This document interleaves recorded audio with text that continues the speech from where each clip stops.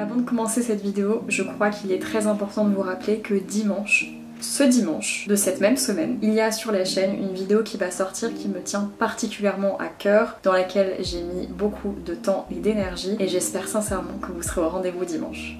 Bonne vidéo.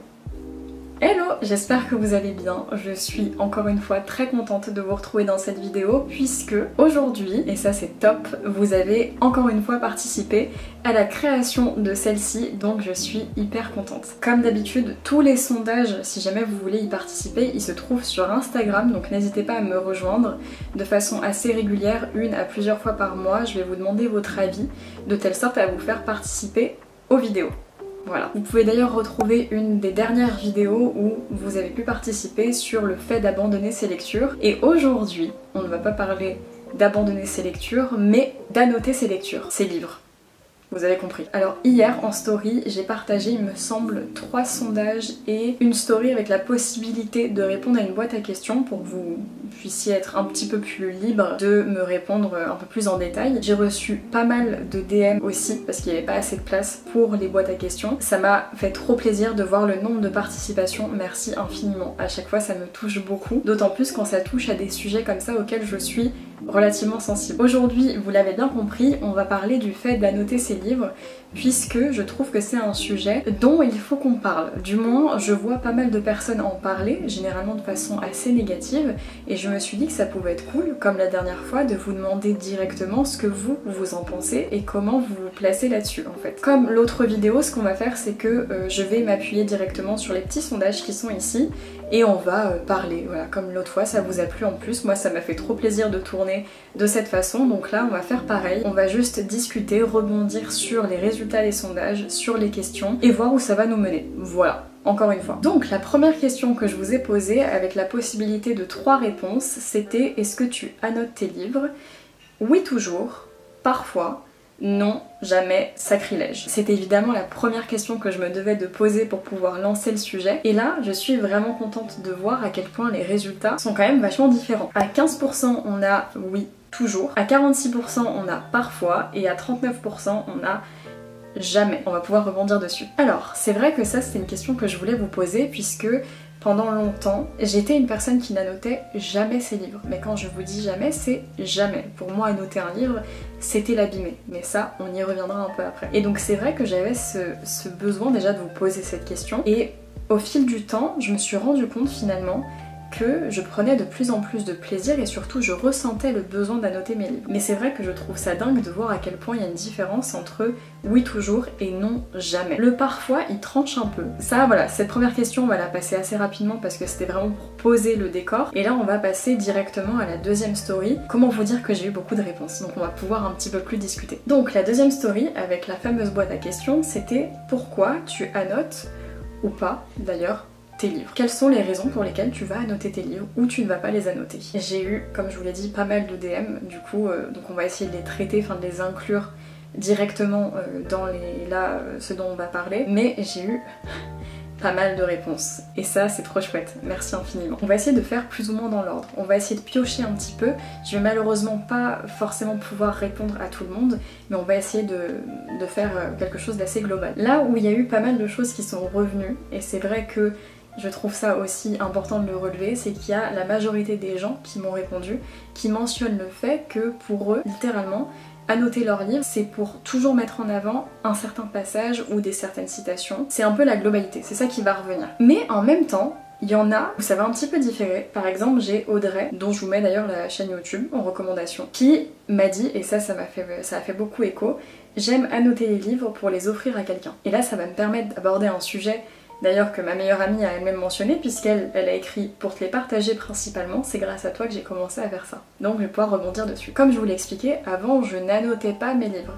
J'avais vraiment ce truc là de me dire un livre c'est un objet de collection, je ne peux pas les annoter, je vais les abîmer. Et quand j'ai rencontré ma meilleure amie, dont je vous parle quand même assez souvent, alors on s'est très vite rendu compte qu'on aimait beaucoup la lecture toutes les deux, mais surtout à ce moment-là on avait vraiment le même style de lecture. Donc très vite on a commencé à s'échanger un petit peu des livres, à se les prêter, et jusqu'au jour où je lui envoie un Reels qui disait quelque chose comme annotez un livre et offrez-le à une personne que vous aimez. Et je lui ai annoté et offert une version que j'avais faite à la main de Call Me By Your Name. C'est de là que tout est parti. Et donc suite à ça, elle m'a annoté un autre livre, je lui ai annoté un autre livre, ainsi de suite, on se les échange, on réannote au-dessus des annotations, enfin bon bref, c'est...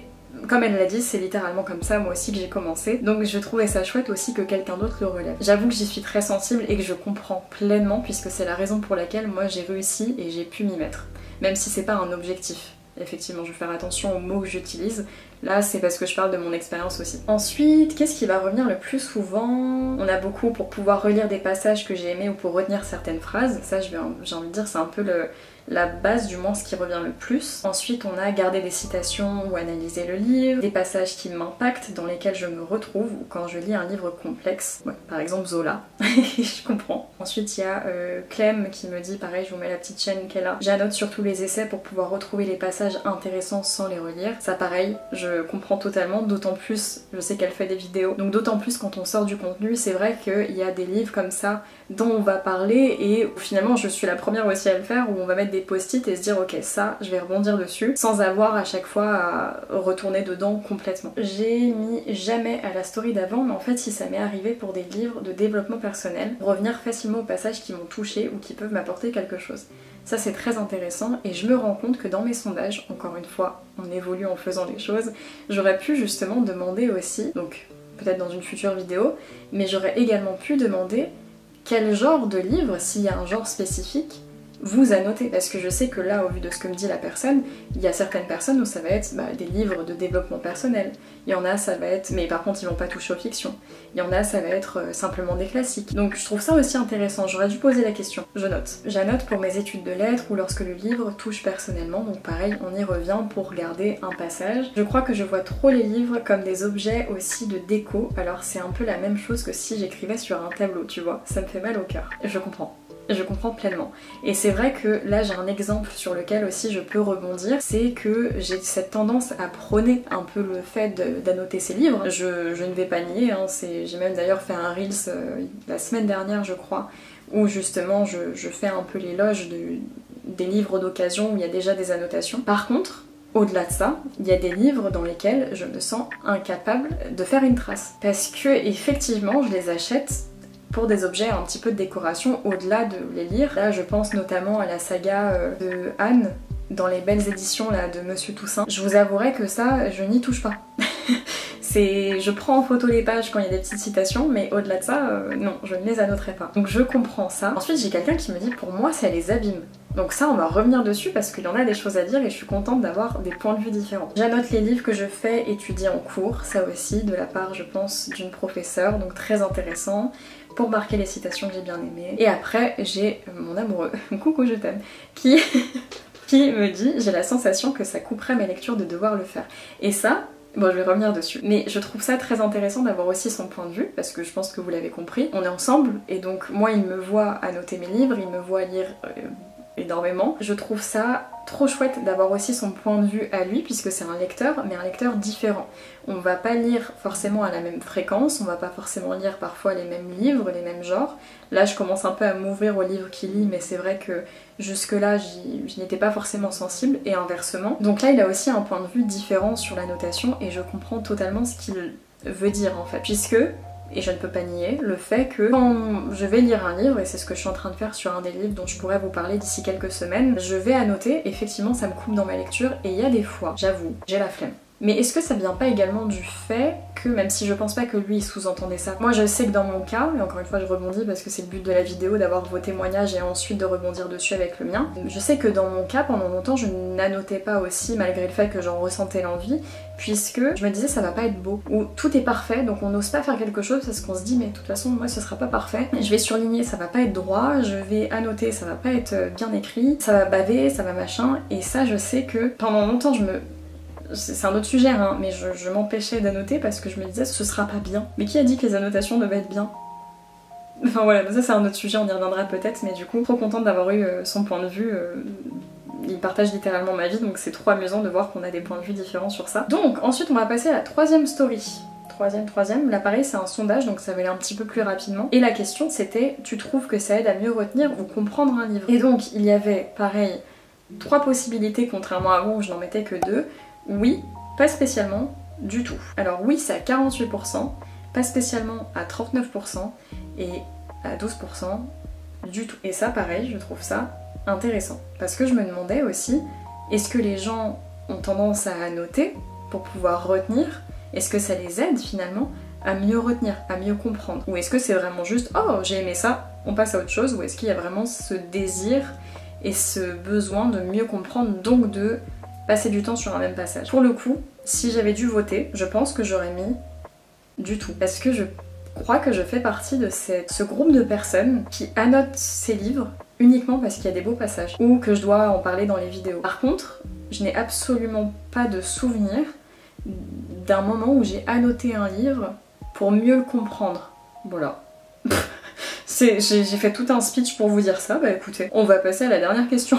Et donc la dernière question, là on va passer un petit peu plus de temps puisque pareil j'ai reçu des DM par rapport à ça, donc on va pouvoir rebondir dessus. C'était, et est-ce que tu considères qu'annoter un livre c'est lui enlever de sa valeur? Je crois que ça, c'était l'une des questions principale que je souhaitais poser. C'est vraiment ce que je vois le plus. Quand on traîne sur les réseaux sociaux, malgré le fait que je n'ai pas TikTok, il y a beaucoup de choses de TikTok qui viennent, il y a beaucoup de choses assez similaires aussi sur Bookstagram, un peu moins sur Booktube, où on va quand même retrouver le fait qu'il y a beaucoup de personnes qui vont associer la notation à la destruction ou le fait d'abîmer un livre. Et je trouvais ça intéressant parce que quelque part je peux comprendre ce que ça sous-entend. Effectivement, si on parle du fait que, imaginons demain vous allez acheter un livre, vous l'annotez, vous souhaitez le revendre, oui, il aura perdu de sa valeur. C'est indéniable, c'est comme tout. D'autant plus si vous l'avez modifié par rapport à sa forme originelle. Et donc, j'ai posé la question. Il y avait pareil 3 possibilités.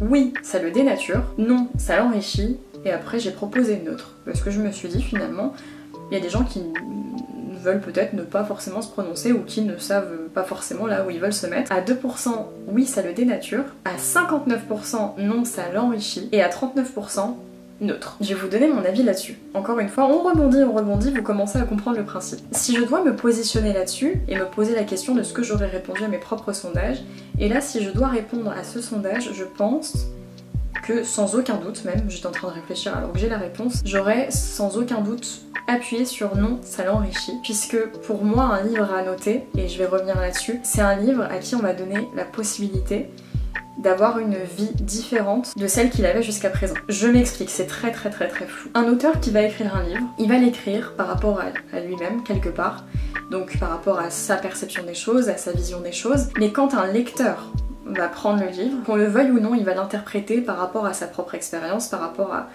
à lui-même. C'est une réalité. Même en essayant d'être objectif, on va avoir ce truc-là, en tant qu'être humain, même dans tout, de finalement juger quelque chose, si on l'apprécie ou non, donc c'est même pas juger si c'est un bon livre ou non, au-delà de ça, par rapport à nous, à notre vécu. Il y a ce fait où je me dis, en fait moi je trouve ça admirable de me dire qu'un même livre, avec une même histoire, écrit par une même personne peut être finalement annotée de 200 000 façons différentes s'il y a 200 000 lecteurs qui souhaitent annoter évidemment, puisque chacun va relever des choses que quelqu'un d'autre ne va pas forcément relever, et donc pour moi ça va non pas changer le livre, mais le rendre unique. Donc c'est vrai que vous l'avez bien compris, je fais partie de ceux qui annotent les livres, je trouve ça comme un enrichissement finalement pour une œuvre. Bon, avant que ma caméra coupe, parce que j'avais plus de place dans ma carte SD, donc on va essayer de faire un petit peu rapidement pour conclure, j'étais en train de vous dire qu'il y a certains livres, justement là, dont l'un que je suis en train d'annoter actuellement, que j'annote uniquement, non pas pour le sublimer et me dire « Ah, ça c'est beau, oh, ça c'est beau », juste pour souligner tout ce qui est problématique. Et là, il y en a un, je m'en donne à cœur joie. Mais en même temps, c'est aussi dans l'optique de vous en faire du contenu. Il y a vraiment diverses raisons pour lesquelles je vais annoter mes livres, mais je trouvais ça intéressant aussi de relever le fait que non, je vais pas simplement annoter de belles phrases ou quoi que ce soit, même si majoritairement c'est le cas. Ça m'arrive aussi de faire ce que je suis en train de faire avec l'un des livres là qui ne me plaît pas du tout, voilà. Et ma vidéo n'est absolument pas structurée parce que je suis perturbée par le fait que je n'ai plus de place vu que je filme énormément en ce moment. Mais j'ai reçu un DM par rapport justement à la dernière story sur laquelle on va pouvoir rebondir, c'était un peu plus français, où quelqu'un m'a dit « J'aime acheter des livres qui sont annotés, mais personnellement j'ai beaucoup de mal à écrire dans un livre parce que j'ai l'impression de l'abîmer. » Et là, pareil, on se repositionne sur un autre point de vue qui me fait dire que j'aurais dû aussi soit proposer une autre proposition dans ce même sondage, soit en faire une autre story, mais où justement la personne là relève quelque chose de très très intéressant le fait de ne pas être dérangé par des livres déjà annotés, par contre de ne pas se sentir d'annoter un livre. Je comprends, parce que ça a été mon cas pendant très longtemps et je pense que c'est aussi l'une des raisons pour lesquelles je porte autant d'amour aux livres annotés, déjà annotés. Parce que je sais que je trouve ça beau et que parfois encore, j'en reparlerai peut-être dans une autre vidéo, mais parfois encore j'ai cette tendance finalement à ne pas me sentir légitime, parfois, d'annoter un livre. Donc ouais, de peur de l'abîmer. Alors je ne dis pas que c'est spécifiquement ce que cette personne a essayé de dire, là je vous donne mon interprétation, mais en tout cas j'étais contente de pouvoir rebondir dessus, donc merci d'ailleurs pour tes pavés que tu as pu me faire, ça m'a fait très plaisir que tu participes autant. Et merci à tous les autres. D'ailleurs. Sur ce, je crois qu'on a fait un peu le tour pour cette vidéo. J'aime toujours autant tourner des petites vidéos comme ça en me basant sur vos sondages sans vraiment la préparer et voir un peu où ça nous mène. J'espère que celle-ci vous plaît tout autant que la première. J'en ai d'autres en stock avec d'autres idées que je trouve tout aussi pertinentes. Moi, je vous dis à bientôt pour une prochaine vidéo, mais avant ça, je vous rappelle que ce dimanche, il y a une vidéo qui est pour le moment l'une des plus grosses vidéos de la chaîne qui va sortir, qui me tient très à cœur, donc soyez au rendez-vous. Et sur ce, moi je vous dis à bientôt pour une prochaine vidéo.